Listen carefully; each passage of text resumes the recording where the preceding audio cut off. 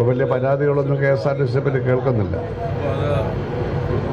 അത്ര വലിയ പരാതികളൊന്നും ഇപ്പോൾ കേൾക്കാനില്ലെങ്കിലും ആവശ്യത്തിന് ബസ്സുകളില്ല, ആധുനികവൽക്കരണം വേണ്ടത് നടക്കുന്നില്ല, ജീവനക്കാരുടെ പ്രശ്നങ്ങൾക്ക് ഒരുപാട് പരിഹാരമുണ്ടാക്കേണ്ടതുണ്ട്, യാത്രക്കാർക്ക്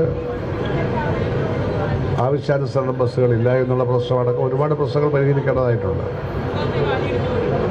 നല്ല പണം ആവശ്യമാണെങ്കിലും നമ്മുടെ നാടിൻ്റെ പ്രധാന ഔദ്യോഗിക ഗതാഗത സംവിധാനം എന്നുള്ള തരത്തിൽ KSRTCയെ കൂടുതൽ ഉന്നതിയിലേക്ക് നയിക്കേണ്ടതുണ്ട് എന്ന് നമ്മളെല്ലാവരും കരുതുകയാണ്. ശ്രീ KC വേണുഗോപാൽ കേരളത്തിന് വേണ്ടി നമ്മുടെ പാർലമെൻറ്റിൽ വലിയ നിലയിൽ പൊരുതുന്നത് നമുക്ക് ടെലിവിഷനിലോ കാണാൻ വേണ്ടി കഴിയും. അത് വർഗീയതയ്ക്കും രാജ്യത്തിൻ്റെ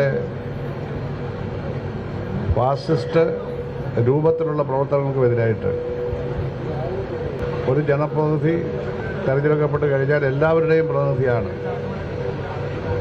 എന്ന സന്ദേശം ഉയർത്തിപ്പിടിക്കുന്നവരാണ് ശ്രീ KC വേണുഗോപാലും ഞാനും ഞങ്ങളെപ്പോലുള്ള ആളുകൾ.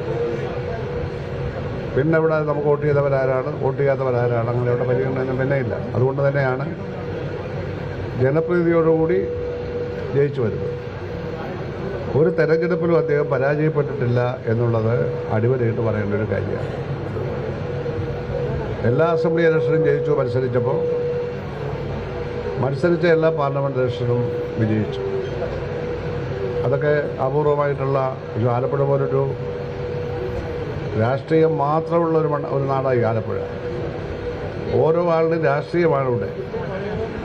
നമ്മുടെ ഭക്ഷണം തന്നെ രാഷ്ട്രീയമാണെന്ന് വേണമെങ്കിൽ തോന്നും.